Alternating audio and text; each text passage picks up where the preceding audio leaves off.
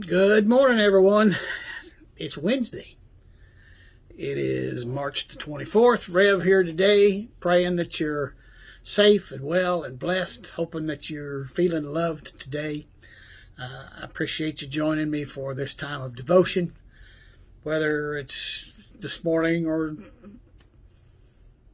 afternoon or evening, even tomorrow, whenever. I appreciate you joining in and taking part in this time that we have together. I'm just going to read one verse to you this morning. This is from Acts chapter 23, and it's verse 14. Excuse me. They went to the chief priests and elders and said, "We have taken a solemn oath not to eat anything until we have killed Paul." May God add his blessing to the reading and hearing of his word this morning. At a time when Paul was in Jerusalem, there was a group of more than 40 Jews, we're told in Scripture, more than 40 Jews that wanted to kill Paul. They want him dead. They want him killed. They were going to kill him. And they made a vow, or they took an oath, however you want to say that, that they would not eat or drink until they killed Paul. But you know what? Paul wasn't killed by those 40 Jews. So a question may arise. Did they starve? Did those more than 40 Jews starve because they weren't the ones that killed Paul? What happened to them? They weren't going to eat, they weren't going to drink until he was dead, but they didn't do it. So what happened? They didn't die. They survived. You see, the Talmud, which is the source from which the code of Jewish halakha, or however you say that, the law, it's derived from there. Now, it's made up of the Mishnah and the Gemara, the Mishnah being the original written version of the oral law, and the Gemara is the record of the rabbinic discussions following this writing down. This all describes, the Talmud, it describes a concept, and I probably won't say this right either, but it describes a concept called Se'ilat Lehakam.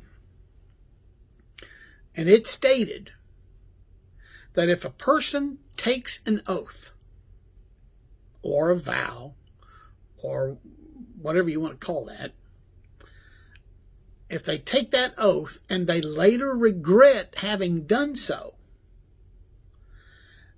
that they may go to a scholar and they can request a release from this vow. Now, that's really all the digging that I did on that. I'm sure it probably goes a little farther than that. But if you go back to the Old Testament, back to Numbers chapter 30, and it's verse 2. Let me find that real quick. I thought I had it marked, but I didn't. Numbers chapter 30, verse 2. It says this. Well, crying out loud. When a man makes a vow to the Lord or takes an oath to obligate himself by a pledge, he must not break his word, but must do everything he said. So the Old Testament states it a little different than what the Talmud does. In fact, it seems that the law of Moses, the Torah, seems to taking an oath or a vow a little more seriously than the Talmud itself. Excuse me. No wonder Jesus tells us not to swear oaths at all. In fact, he says, simply let your yes be yes and your no be no. Anything beyond this comes from the evil one. Now, that's a quote that Matthew used. The yes of a person, we'll say a person of character, is far more binding than the oath sworn by a person without character. My Christian friends, our word alone should be enough. And I know that truthfulness seems rare these days. That a lot of times we feel the need to end our statements with, I promise. I'll do this for you on Monday. I promise.